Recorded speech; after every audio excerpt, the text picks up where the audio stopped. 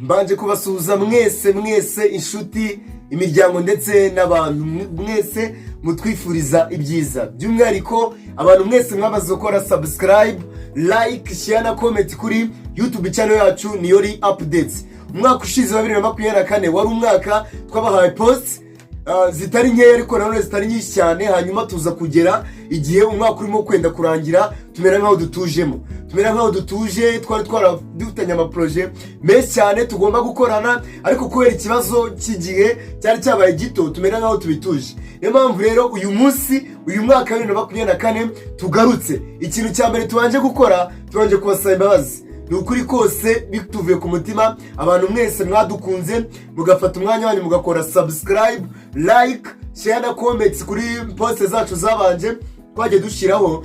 Tubanje kubasaba imbabazi cyane, ntago twabihagaritse kubera ko ari ubushake, ahubwo ari igiye kubera ibintu umuntu aba arimo gukora byinshi kandi bifite inyungu public, bifite inyungu audience yacu. Hari igihe umwanya uba muto akamara igihe adakora, akamara igihe adapostinga, abantu batamubona, benshi bakajya bibaza bakavuga ati uyu muhungu yaratuburaga, uyu muhungu nta gahunda yari afite. Ariko ntago ariko bimeze, twari turi gutegura ibintu byinshi bifitiye channel yanyu Niyori Updates akamaro. Mbere yuko dukomeza dutangira na content y'uno munsi, banzure yuko amaze gukanda kuri subscribe, wakanze kukazogera kugira ngo ujye ubona n'izindi post zacu za buri munsi tuzajya dupostinga. Hanyuma uyu mwaka wa 2024 ni umwaka tugiye gukora ibintu byinshi cyane.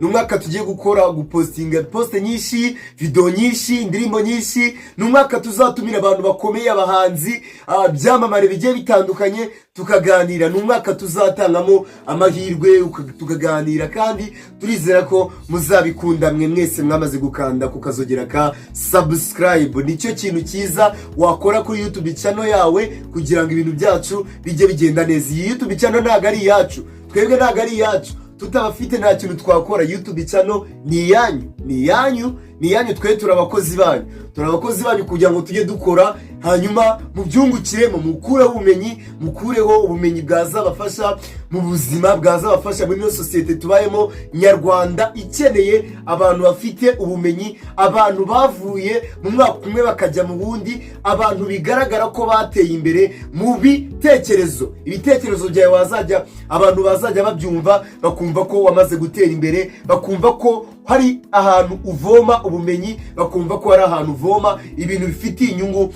atari wenyine bifitiye inyungu, ahubwo bifitiye inyungu na societe nyarwanda. Aho nta handi rero, ni kuri YouTube channel yawe. Iyo ngiyo uriho ako kanya mbere yuko uvaho, iyo ngiyo uriho Niyori Updates, niho ibiganiro by'ubwenge, amasomo akomeye y'ubwenge ugomba kuyakura. Niba wamaze gukanda subscribe, wibuke gukanda share kugira ngo inshuti zawe zikiri mu bujiji, zigikora ibintu by'ubujiji, zize zikande subscribe, zikande like, zikande share, zikande comment, kugira ngo nazo zijye ziba updated, zijye zihabwa ibintu bigezweho, zijye ziba updated, hanyuma kugira ngo ubuzima bwazo nabwo buhinduke, ku buryo nko mu gihe cy'amezi 2-3 gusa zizajya zivuga ngo twabonye YouTube channel imeze neza, twabonye YouTube channel wagenda ugakuraho ubumenyi, ukavomaho ubumenyi ku buryo bukugirira inyungu, bukagira n'inyungu societe utuyemo. Sasa uyu munsi hari ikintu tugiye kuganira, bitera societe turimo turagenda tubona hanze aha uko imyaka ishira, umwaka umwe ugashira, imyaka 2 igashira, ariko wajya kureba ukabona societe nyarwanda, societe dutuyemo iragenda irushaho kuba mbi. Urubyiruko ruragenda ruhinduka, abantu bakuru baragenda bahinduka, abana batoya ntago bakigirwa inama. Ibyo ngibyo turibaza ngo biterwa n'iki? Uyu munsi tugiye kureba impamvu zigera kuri 3 zituma societe, zituma abantu batuye isi, batuye uru Rwanda, batuye ahantu runaka, uko igihe kigenda kiza bagenda bahinduka, ukabona imyitwarire, cyane cyane turibanda ku rubyiruko, ukabona imyitwarire yabo ntago ubabona mu Rwanda rw'ejo. Ejo ukabona ntago ubabona, abo bantu ntago ubona ngo bazaba ari bande. Uribaza ngo biterwa n'iki? Ese ni ukubera iki umuntu uyu munsi uko ashobora kuba ameze bishobora gutandukana n'uko ejo azaba ameze? Kandi ugasanga uburyo yahindutsemo ntago ari uburyo bwiza, ni uburyo bubi bushobora kumuteza ingaruka, bukagira ingaruka ku muryango we, ndetse bukagira n'ingaruka no ku gihugu cye. Uyu munsi nibyo tugiye kurebera hamwe, ibyo bintu bitatu bishobora kuba bitera guhindagurika k'umuntu, ariko nanone ntabwo ari uguhinduka mu buryo bwiza. Ugasanga umuntu yari umuntu mwiza, yari afite imico myiza, yari afite ikinyabupfura, ariko ugasanga yarahindutse, yabaye mubi.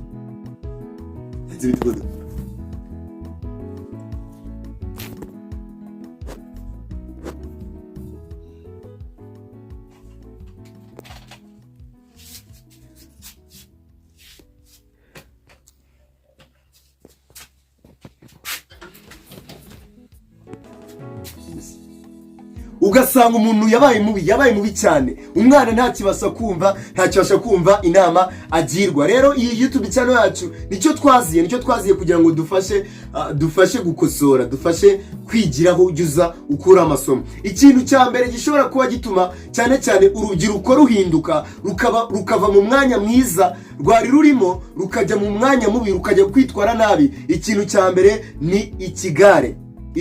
Buriya ni ikintu kibi cyane. Hari ukuntu umuntu buri wese muri ubu buzima agira itsinda agenderamo, agira ahantu abarizwa, agira ukuntu bari kumwe n'inshuti ze. Nyine ugasanga bafite amatsinda meza, barizigama, ugasanga baragurizanya, ugasanga nyine ubuzima burahinduka. Kuba ari muri aho hantu ugasanga hari inyungu bimufitiye. Ariko hari icyo twita ikigare kibi. Ikigare kibi ni abantu mushobora kuba mugendana, wowe uri kunyumva, wowe uduteze amatwi kuri YouTube channel yacu yanyu, wowe uri kunyumva, niba abantu babi mushobora kuba mugendana, mukorana, ugasanga inama zabo, ibiganiro byabo buri gihe biribanda, ugasanga nta nyungu bifite. Ni abantu bakugira inama, ubusinzi se, ubusambanyi, ugasanga ibyo bintu uko mubiganira kenshi. Noneho ndaguha urugero, iyo barimo kubikuganiriza babivuga bwa mbere, ukibyumva amatwi yawe uba utari kubyumva neza, uba utari kubyemera, bitangira utari kubyemera, bigatangira utari kumvikana nabo, ukumva mu by'ukuri ni bibi, ibyo bintu ni bibi, ubitekereje ugashyira mu gaciro ni bibi. Ariko batangira utabyumva kubera ko batajya bacika intege. Ikigare kibi ntabwo kijya gicika intege, bo buri munsi, buri saha, buri munota, uko babonye umwanya usanga aribyo barimo baraganiraho. Uko babiganiraho, uko mubiganiraho nawe urimo, niko nawe wisanga watangiye gutekereza ko bifite ikigare kibi gifite ibyiza byinshi kuruta uko wari kuba wimereye. Rero uko bakuganiriza kuri iyo mico, bagenda bakubeshya, bakwereka inyungu bifitemo, bati nubijyamo uzasirimuka, nubijyamo uzasobanuka, society izabona ko uri umuntu urenze. Uko babikubwira kandi ugatekereza ukumva kuko nubijyamo uzahora uri umuntu urenze, niko nawe ubyigiza mu bitekerezo. Hanyuma mu minsi mike, mu gihe gito, ukazisanga nawe uri umuntu watwawe n'icyo kigare kibi. Usigaye ujya mu nzoga, usigaye ujya mu busambo, usigaye ujya mu gasuzuguro, usigaye utoroka ishuri, usigaye ujya mu busambo, usigaye ujya mu busambanyi n'iyindi mico mibi. Ikintu gituma rero urubyiruko, abantu bahinduka, ni ikigare kibi. Wakagombye kujya ugira itsinda ubarizwamo ariko ryiza, itsinda rikuzanira inyungu, itsinda rikubwira ngo tubigenje uku bikagenda uku twagera kuri iki, ariko ukanariza ugashyira mu mutwe wawe ukumva koko k'ibyo bintu ari byiza. Rero kugira ngo urusheho kuba umuntu muzima, urusheho kuba umuntu ufite icyerekezo, wifitiye umumaro wowe ku giti cyawe, kandi ukaba unagifitiye igihugu cyawe, uyu mwaka wa 2025 wowe uri kunyumva wakagombye kureba, ese abantu tugendana ni bande? Aba bantu tumaze igihe runaka, imyaka 3, amezi 3, umwaka tugendana, aba bantu nabungukiye iki? Nabungukiyeho iki? Iri tsinda ngendamo ryanzaniye inyungu, cyangwa se ugasubiza amaso inyuma ukareba ko nta bihombo ryaguteje. Nusanga icyo kigare abo bantu wita itsinda inshuti zawe, nusanga ibyo bakuzaniye mu buzima bwawe byose ari ibihombo, nta nyungu bakuzaniyemo, abo bantu no mwaka turacyari mu kwa mbere, ugenzure neza, ubakatire, ubabwire ko utakigomba kuba uri kumwe nabo, kuko nta kintu cyiza bari kukuzanira. Ubu ingaruka birimo biragutera uyu munsi ntabwo zikugiraho ingaruka gusa, bizakugiraho ingaruka no mu gihe kizaza. Icyo nicyo kintu cya mbere gishobora kuba gituma umuntu ahinduka akava mu murongo mwiza yari arimo akajya mu murongo mubi, kandi ushobora kuzamugiraho ingaruka. Abantu twirinde ikigare kibi. Hanyuma ikindi kintu cya kabiri gishobora gituma abantu bahinduka, akaba ari umuntu mwiza ariko akazisanga yabaye umuntu mubi mu buryo atazi. Ikintu nanone gishobora kibitera gituma umuntu ahinduka akaba umuntu mubi, ni ikintu bita kwitakariza icyizere. Buriya buri wese muri ubu buzima agira intego, ariko iyo ufite intego ukongeraho icyizere, ibyo bintu bigutiza imbaraga. Iyo ufite intego zawe uragerageza ukazibera mwiza kugira ngo uzikorere zizagereho zikunde. Iyo witakarije icyizere mu buzima bwawe, nibwo ushobora kureba uburyo bubi ushobora gucishamo kugira ngo intego zawe zigeremo. Rero iyo watangiye kwitakariza icyizere ukavuga ngo ntago nabishobora, reka kizapanya, nyine wumva ko wowe ubwawe n'imbaraga zawe wowe utabishobora. Iyo witakarije icyizere nanone bishobora kugukura mu murongo mubi, mu murongo mwiza, bishobora kugukura mu murongo mwiza bikakujyana mu murongo mubi, ushobora uzatera ingaruka ku buzima bwawe ndetse na sosiyete yawe. Ikintu cya mbere twabonye ni ukugira ikigare kibi. Ikintu cya kabiri tubonye gituma abantu bahinduka bakaba babi ni ugutakaza icyizere. Abantu tugomba kuba mu buzima buhorana icyizere, kuko uyu munsi ibintu abantu bafite ntabwo babivukanye. Ndakubwiza ukuri ko abantu benshi cyane bakize bari ku rwego rwo hejuru, ibintu bafite uyu munsi ntabwo babihoranye. Benshi cyane banavukiye mu miryango iciriritse, imiryango isaba buri kimwe, iterwa inkunga, ariko ugasanga wowe uyu munsi ntabwo uri kuri icyo kigero, ariko ufite intego, hanyuma nta cyizere ufite.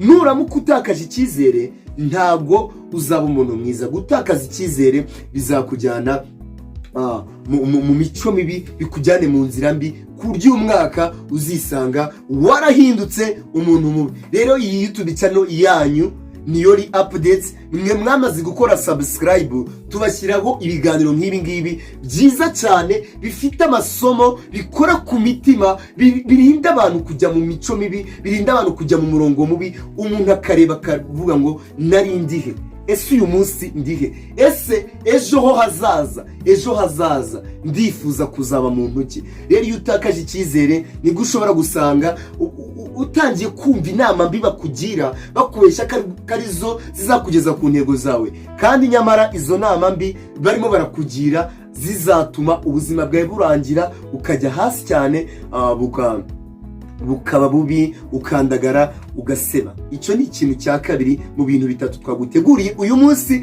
bituma ubuzima bwawe wakora ubuzima bwawe ukabushyira mu kaga, ku buryo umwaka turimo ndetse n'indi myaka izaza ubuzima bwawe buzaba bwaramaze kujya mu kaga kubera ko wakurikije ibyo bintu bitatu. Ikintu cya gatatu rero utaba ugomba gukora gishobora gutuma ubuzima bwawe bujya mu kaga, kandi warasetinze intego, ufite intego ushaka kuzageraho, buriya ikintu cya gatatu kibitera ni ukubura discipline. Iyo udafite discipline ni ikinyabupfura muri ubu buzima. Ubundi kugira ngo ugire aho ugera, kugira ngo ugire ibyo ugeraho birenze kandi bikuruta wowe, bikomeye cyane utigeze wanatekereza. Buriya umuntu ufite ubwenge bwinshi, kugira ubwenge bwinshi ni byiza, ariko iyo ufite ubwenge bwinshi nta kinyabupfura ufite, uba urutwa n'umuntu ufite ubwenge buke buringaniye ariko akaba afite ikinyabupfura cyinshi. Tuzi abantu bafite ubwenge bwinshi barenze, bari babufite, beretse isi ko bafite ubwenge bwinshi, ariko ubu ngubu bari gusoreza ubuzima bwabo muri gereza, bari gusoreza ubuzima bwabo ahantu habi cyane. Ni ukuvuga ngo bari ahantu kubera imico mibi, ibikorwa bibi bakoze, nta disipurine babikoranye, ibikorwa bibi bakoze, ubu ngubu byabashyize ahantu bwa bwenge budafite icyo bubamariye. Rero kubura disipurine, kubura ikinyabupfura muri ubu buzima ni ikintu nanone cyagutera gutuma ubuzima bwawe bujya hasi bukandagara, ukaba umuntu uciriritse. Kugira ubwenge ni byiza, ugira ubwenge, ushaka ubumenyi, ugira ibyo ugeraho, wiyungura ubumenyi, usome, usenge, usome Bible, usome Bibiliya, usome ibitabo byanditswe n'abanyabwenge, wumva amagambo yavuzwe n'abanyabwenge, ni byiza. Ibyo byose bijye mu mutwe wawe, ariko biyoborwe n'ikintu kimwe: kugira disipurine. Umuntu ugira disipurine, umuntu ugira ikinyabupfura mu byemezo afata, ntagahubuka. Arabanza akareba ahantu agiye kubifatira, akareba igihe agiye kubifatiramo, akanareba ngo iki cyemezo ngiye gufata cyari ngombwa. Iyo asanze kiri ngombwa aragifata, iyo asanze kitari ngombwa aracyihorera, kuko aba akoresheje disipurine yo gutekereza kabiri, akavuga ngo ese iki cyemezo ngiye kugifata, yego nanakigeraho, ariko se iyi myanzuro, iki cyemezo ngiye gufata harimo ubuhe bwenge? Nabitekereje, nta gihombo bizantera, nta bantu bizabangamira ugasanga byangirije ubuzima bw'umuntu. Rero kugira disipurine, kugira ikinyabupfura ni urufunguzo rwatuma ufungura imigisha yawe yo muri uyu mwaka wa 2025. Iyo uramutse ufite disipurine, uyu ufite ikinyabupfura, ibintu byawe ubona birimo birikora. Umuntu ashobora kukureba akabona ntabyo ufite bigaragara physically, ntabyo ufite bigaragarira abantu, imitungo, ariko kubera ko ufite karagiteri nziza, urubaha abantu, ukunda abantu, uri umuntu utuje, uri umuntu utajya uvuga abantu nabi, uri umuntu utajya wihura mu bintu by'abandi ngo ubangamire abantu, umuntu ashobora kuza akakureba akabona uri umuntu w'umumaro, akabona kukugira inshuti, kugufasha ngo ugire icyo ugeraho, ntacyo byamutwara. Hari abantu uyu munsi intego zabo kuzigeraho birimo kwanga, kubera ko nta disipurine bafite, nta bantu ikinyabupfura bafite kigeze gikurura ngo baze mu buzima bwabo. Kandi umuntu ashobora kuza mu buzima bwawe, misiyo imuzanye, ikintu kimuzanye ari uguhindura ubuzima bwawe, kuko yakubonyeho ikinyabupfura, kuko yabonye ko uri umuntu w'ingenzi mwiza cyane, mwajya inama mugakora ibintu bikunguka. Nugira disipurine, ukirinda ikigare, hanyuma ukanihangana, ibyo bintu bizatuma ugera kure. Nuramuka ugize ikigare kibi, ukagira ikigare kibi, ukitakariza icyizere, nugira ikigare kibi ukitakariza icyizere, ukanabura ikinyabupfura, ukabura disipurine, uyu mwaka wa 2025 uzagusiga ahantu habi. Kugira ngo uyu mwaka wa 2025 uzaba umwaka mu myaka yose wabayeho, uzakubera umwaka mwiza, umwaka w'amateka, ni ukwirinda ibigare bibi, ukirinda kwitakariza icyizere, hanyuma ukanagira ikinyabupfura. Ibintu byose ukora, ibintu ugerageza gukora, ubigaragare ko wabikoranye ikinyabupfura, washyizemo ubwitonzi, wubaha abantu, ukunda abantu, ntagire umuntu n'umwe usuzugura. Niyo mpamvu YouTube channel yacu turiho, niyo mpamvu YouTube channel yanyu tubashyira ibiganiro kugira ngo mujye muhakura amasomo. Mwe mwese rero mwamaze gukora subscribe, like, share na comment, mukomeze mukunde iyi video, musharinge, comment zanyu ni ingenzi cyane, hanyuma mukatubwira n'ibindi bintu twabashyira kugira ngo bijye bikunda bikomeza kugenda neza, kandi dukomeze turyoherwe cyane.